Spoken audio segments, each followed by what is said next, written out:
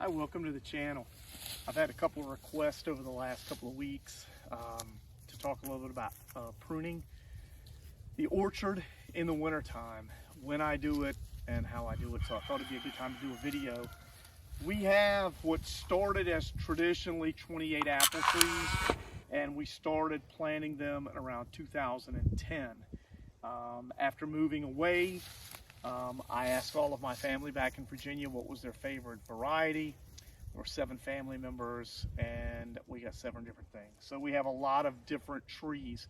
Now over time, the lovely fire ants have come in and killed out some of our trees, and I replaced some and I didn't replace others. And the reason was we kind of did an evolution of looking at a pure-blown apple orchard in the deep south, which is crazy, to let's try and get a food forest. So we have taken some of the apple trees that have come out and we've replaced them with mulberry trees and persimmons and pear. But this is one of the trees that my dad had picked, and we're very happy to have these on the farm because he passed away a couple years ago. And so we have something that was on our farm in Virginia, in Southwest Virginia years ago. So this is a stamen wine sap, and I thought we'd use this. And our rows go here. We have 4 rows, four different trees this way, and then we have 7 deep. So total of 28 trees, and we did the stamen wine sap for my dad, and we did the Fuji for my mother, and my sister Paula wanted the Red Delicious, and Donna and Izzy wanted Granny Smith, and we have a Gala in here. I don't know who in the family picked a Gala from Virginia. Somebody did. I don't know who it was, but we have 4 of those as well. So anyway, today we're going to focus on really getting in and knocking out these trees. So it's coming a little bit closer. I'm going to show you all. This is the stamen wine sap, and what you want to look at in these is the buds. And you can see here's an upward bud and here's a lower bud. Okay. Anything that you cut, like if I was to cut right here, then when the tree comes out, it's going to come out here. If I cut it right here, you're going to have an upward limb that's going to come up here. And so any pruning that you do, you're not going to want to do anything that's going to go straight up. Here's an example of that right here. Okay, so there was one that came out, it came cutting up, and then there's one here. These are not going to produce any fruit. So the key before you do anything else is to just come in and cut out anything that goes straight up. Okay, it is never, ever going to produce any type of fruit. You're gonna have a lot of sucklings. Okay, here's another one right here. Do you see how this is straight? And then obviously when I pruned it last year, I wasn't paying attention, and I pruned it and it's going straight up. I'm gonna come in here and I'm going to cut that off. Okay, same here. That's just one that's kind of rare, but that's gonna come off. Here's another example. Do you see where this had eventually been a bud? It had come across here and now it's rubbing. That's not gonna do good. What I'm gonna do is I'm gonna come in right here. I'm gonna cut that, okay? This one, I'm not gonna leave, and I'm gonna tell you why. You can look at the buds. You can see if I cut it here, it's still gonna grow up. I'm gonna go ahead and take that one too. And pruning is a lot like, it's really more of choice for people that have orchards. I have some people that have said, you're doing that completely wrong. I've had other people that say, wow, you're doing that completely right. So you have to kind of look at it and say, okay, what works for you may not work for me. Some people disagree with this. I don't.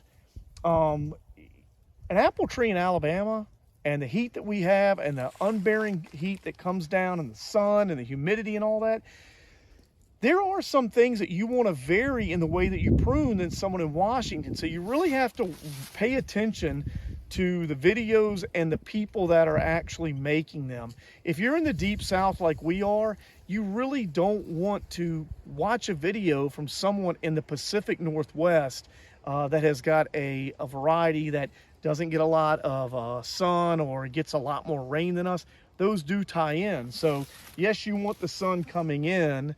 Yes, you want to be able to have water, but in the same instance, there are differences. And again, with the species as well. So pay it, you know, you really need to pay attention to that. See how this one is coming up, but we have this one coming off to the side. I'm gonna come in right here, and I'm gonna go at a 45-degree angle, okay? This one is touching, this one is up. I'm gonna come in and get that out. This one is touching this branch. So what I'm gonna do in this case is, he come in here, you can see there's a bud right here, okay? And it's pointing down. I'm gonna come in, I'm gonna take that right there. That's gonna make a difference. I'm gonna take this one, it's poking straight up.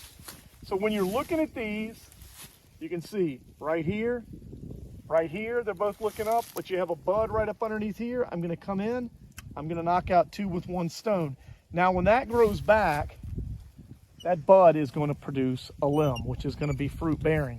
This one I'm gonna take out, it's not gonna produce. You can see right here, this one's not bad, but this one needs to come out. And then these that are on this, now look at this one right here. See how that's coming up? This is what we call a double duty. It is rubbing on the other limb, which can cause a disease, and it is also going straight up.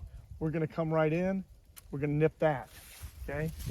So the biggest thing that I want you to notice, and we'll do another video on this, but I want you to come around here, is all of these limbs that are coming up. See this one right here? Not gonna be any fruit. This one right here, as big as it's gotten, it's not gonna have any fruit. But here's what you can do. There's a bud coming off right here. So what we're gonna do is come in, we're gonna clip that, okay? That's gonna knock that out. Look at this one right here and how crazy this one is and how big it's gotten, okay? I'm just gonna go in and completely come back to here and take that whole section off, okay? Again, right here, I'm gonna take this one off, and you can see kind of how I'm doing this. I'm coming in, I'm making sure nothing is touching, I'm looking around, I'm saying, here's one, this one's coming straight up, this one's coming straight up. Nothing on a vertical is going to produce you any. Look at this one right here. Now this has leaves on it, but that is in that little crock right there. We're gonna take that out. And you can do, and we'll show you a video, prune back pretty liberally like this, but I do what's called a midsummer prune. Some of these I missed this past summer, but what this will do in the midsummer is, as you start to see some of these bigger ones, that's why you don't see many big verticals coming up on our trees. This is going to allow for us to be able to come in the summer and shape it up even more. So as you start to see those vertical limbs come up, you can clip them and not have to work until later, and that will even expand the sun even more. I'm gonna go ahead and finish this up. When we get done, I'll do another quick video and show you what we did. Thanks a lot. Hey everyone, part 2. I thought a little bit once I did that first part of this video. I thought, I don't want to overcomplicate things. I want you guys to understand something. And this is a trap I fell into really early on in gardening. I watched a couple videos, things were really technical on the apple trees, and I found myself trimming them down greatly, then worrying the next year they got worse. This is one of our biggest producers that we had this past year. We sell our apples at the farmer's market and do really well with them. But I want to show you the easiest way if you're just starting out with apple trees. This is what works for us in the South, okay? Anything that is sticking straight up, like this right here, see this?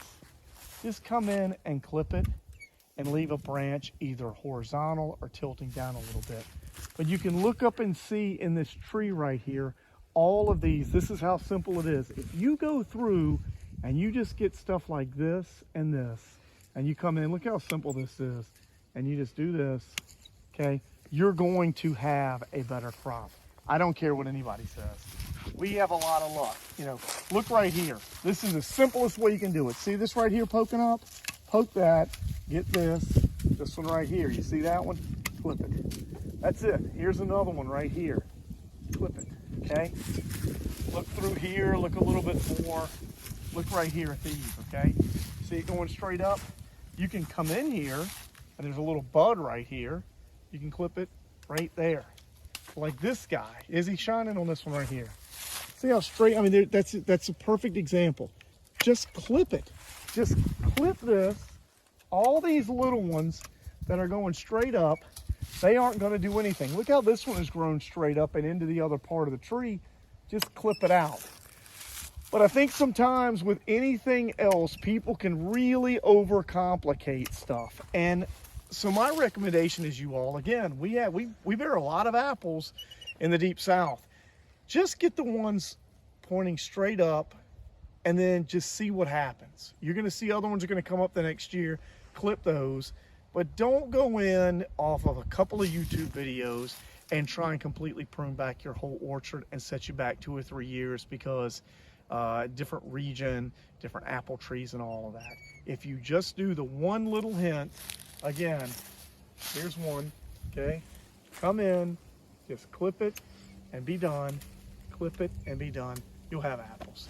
Any questions or concerns, give me a call, or don't call me, shoot me an email or a message. I appreciate the time. Thank you.